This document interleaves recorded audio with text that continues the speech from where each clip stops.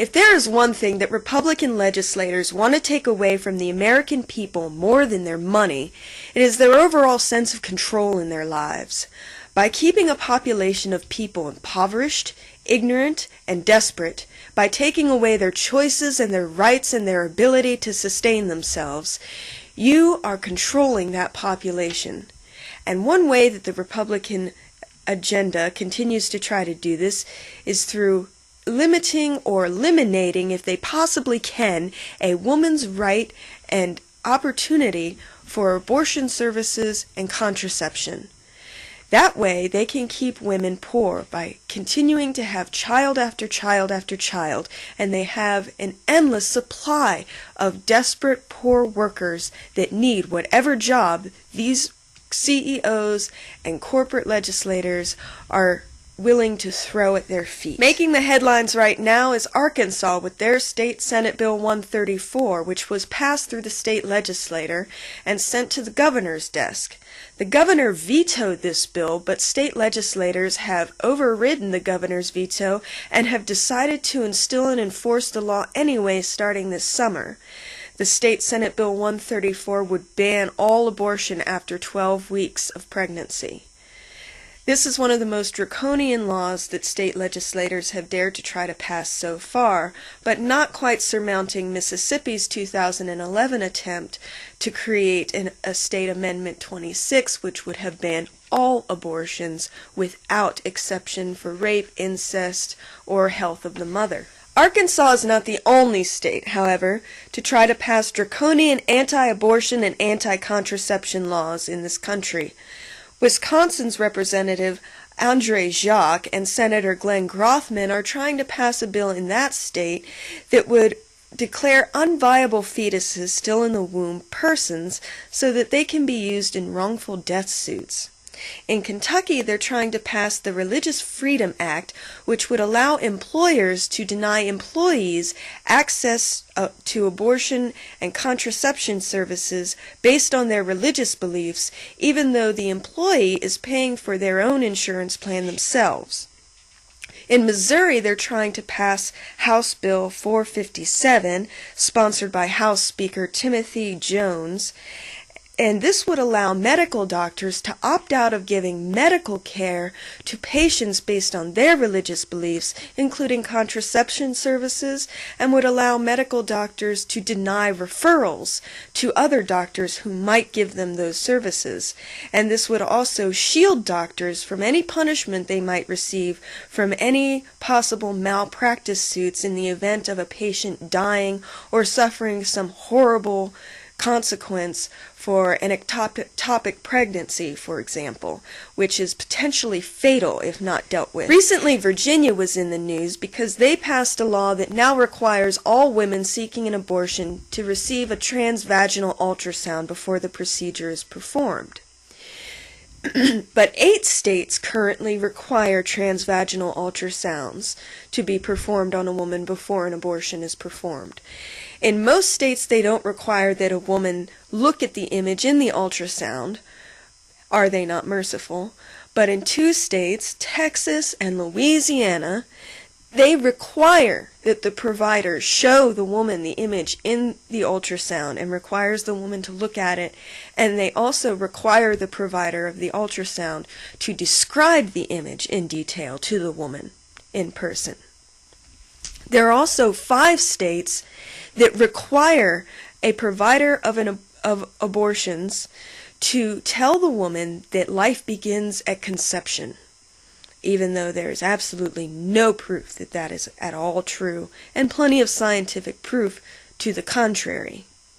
10 states require that you seek counseling in person, preceding a required waiting period before an actual abortion is performed, which means that there are at least 2 trips that have to be made, which may not seem like much to some people, but for a poor person who perhaps needs to drive miles and miles to one of the only abortion clinics located in a particular state, this is a significant hurdle to get over. Most people cannot afford to take that much time off work, to be away from school, to be away from home, to spend that much in gas. Some people who are so poor, they have to get an abortion because they can't afford to have another child, they don't have a car.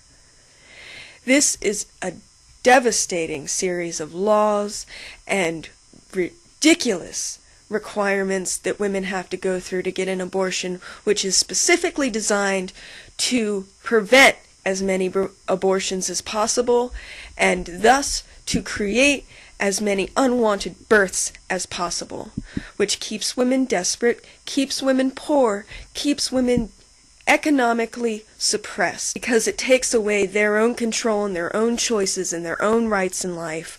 Reproductive rights is one of the most important milestones, one of the most important rights that women in this country have gained in the last century, and it is not something that we can afford to lose. I know there are some right-to-lifers out there that feel guilty at the prospect of a potential life lost, but really it's not lost. Really, it's for the best.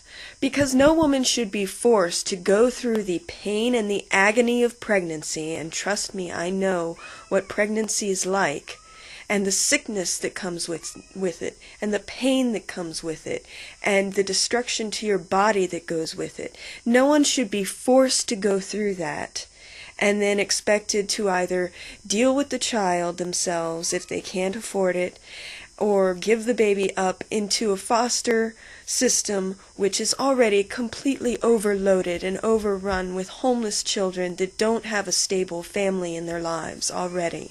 But the truth is that Republicans are not pro-life. They're pro-birth. They don't give a damn about the life after it's out of the womb. Otherwise, they wouldn't constantly be cutting social services like financial aid, like food stamps, like library funding, like education. They cut everything that benefits those that are most poor and most distraught and most desperate and most in need of help.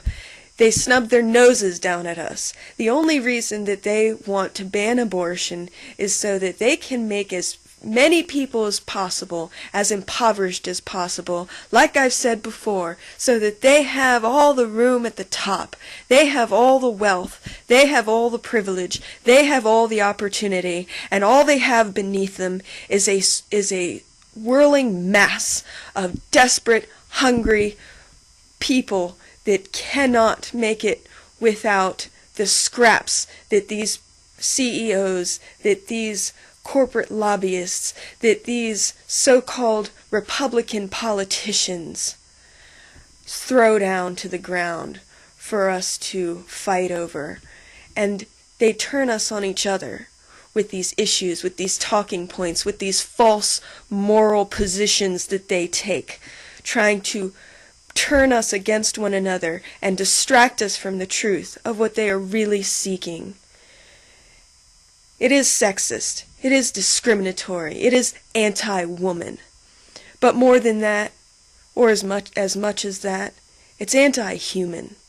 It's uncivil. It's inhumane. It is a grasp, a greedy, greedy grasp at absolute control over the little people, so that they can stay in control and they can be the masters. Because what we have is more of an oligarchy than a democracy. And as long as humans are denied of essential rights, we will continue to see the inequality in our society grow.